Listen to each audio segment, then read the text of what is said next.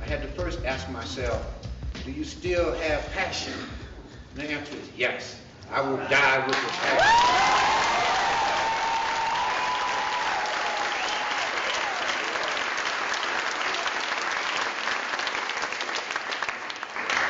Do you still have fire in the belly to stand up? Yes. Shoulder to shoulder and hip to hip with your fellow human beings to right the wrongs, to challenge the evils and make the world a better place for ourselves, our children, and our children's children? The answer was yes. We're proud of you, but we're also concerned with whether you are using your success for greatness, something bigger than you. Because somewhere I read, he or she is greatest among you will be your servant, will be willing to both love and struggle and sacrifice for you, will be humble enough to filter your pain in such a way that it remains more and more visible in the world and society and community. So yes, I applaud the brilliance and the achievement and accomplishment of my dear sister Condoleezza Rice.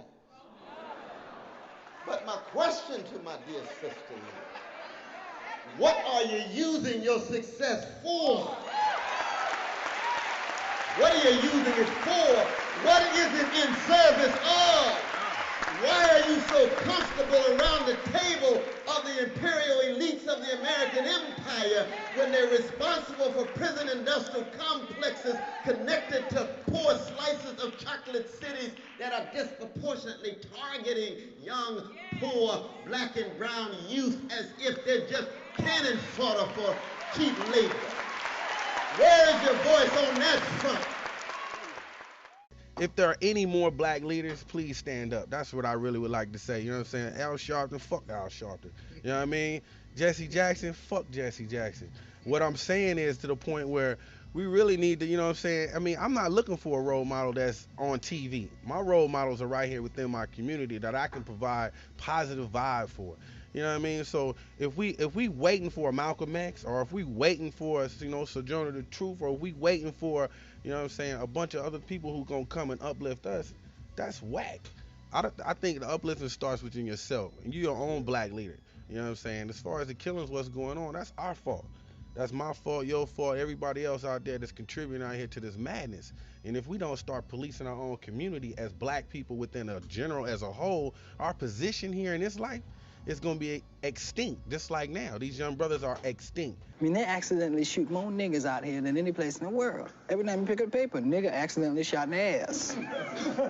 How do you accidentally shoot a nigga 6 times in the chest? See, that's what's wrong with the world today. You can't whoop your kids. That's why we have things happening like Columbine. Remember that? I mean, these 2 little killers shot up the school and killed 13 people. Well, I got one question, ladies and gentlemen. Where in the hell was the mama and daddy of these 2 little killers? These little devils was building 35-pound gasoline bombs damn near in the living room, and they mama and them didn't do nothing. Shit. Y'all know I couldn't build no 35-pound gasoline bomb in my mama's house. She would have came in there and went to work. What the hell is it? Where's my belt? Move your hand. Move your hand. You got a lot of nerve taking gas out my Cadillac, talking about building a bomb. You ain't killing nobody, because I'm going to kill you first. I brought you here. I'll take you out. If you want to build a bomb so bad, you need to build a bomb for all these roaches we got coming there every time I got company. Build a bomb for that, MacGyver. I think what's going on, and especially in Oakland with these killings, over 150 killings within the year, and the year ain't even up yet. You know what I mean? It's really ridiculous, not just as a city standpoint of Oakland, but almost ridiculous as a black person, period. You know what I mean? So, and I think a lot of that has to do with, you know, the problem within the black family and that thing's there. But, you know, race is going to be race, whether it's there. You know what I mean? It's like paint. It's going to be there. You know what I mean? You can only put a Band-Aid on it until the next wound open up. Every single incident that I know about personally, that I've heard about secondhand, of someone killing another person in Oakland, has to do with them being involved in a hustle for money. There is none of that cliche, you stepped on my foot. That might happen somewhere 1 in a million times, but I haven't seen it myself. Okay. And for all, you know, to all accounts, the violence that's going on in Oakland is happening as an outgrowth of an underground economy that black folks have to be involved in because there aren't any jobs. Hip hop is key in causing black folks to regress or go backwards. And if we can somehow get the key players in hip hop, the key messengers, to make being a grown man or just being a civilized black man in society hip. See, that's the key. If you make it hip to communicate some positive information like that, that will influence the kids to you know, live some civilized lifestyles.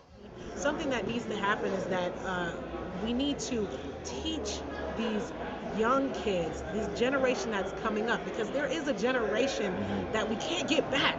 That's right. You know what I mean? There is a generation out there that we really can't get back from what they're used to and what they're accustomed to doing. The young kids growing up, those are the kids that we can influence. Today, being here at Hip Hop Hype and Soul at Sweets Ballroom, I think could be a way through music, through entertainment, through people who have influences on these young kids. Talking about black on black crime, and that, you know, it's something like, what is it? Together we ball, divided we fall, period. And being divided and fighting and crime and things like that, man, we're only falling deeper into what we do. Being able to infiltrate these kids and really teach them that and teach them to come together instead of trying to create this crime is something that just needs to be taught to the younger generation coming up right now. So it's not because people have a certain attitude, it's because the economy, the material conditions that we're in, call for a certain kind of regulation to allow that business to keep going on. So what do I think is the cause of it? Obviously, people needing money. Why do people need money even as drastically as they do? In particular in Oakland, the rent is sky motherfucking high. That's right. The jobs pay low down. Nothing harder. What is happening? There are millions and millions of dollars coming into Oakland. Who reaps that benefit? There is enough resources in here so that every dope dealer that's on the streets of Oakland could easily have themselves a $15 to $20 an hour job. Would there be violence if there were jobs? No, because people at UPS are not killing each other over timesheets. And a voice said to me, he said, "Look around, what do you see?" And I said, "I see all colors of people doing everything, you know." And the voice said, "Do you see any niggas?" I said, "No." And I said, "You know why? Because there aren't any."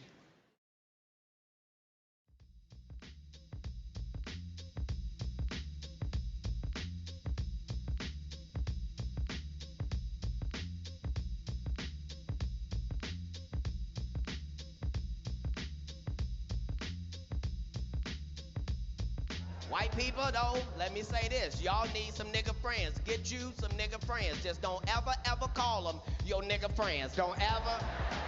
That'll fuck the relationship up. There's my nigger friend. You guys say it all the time. What?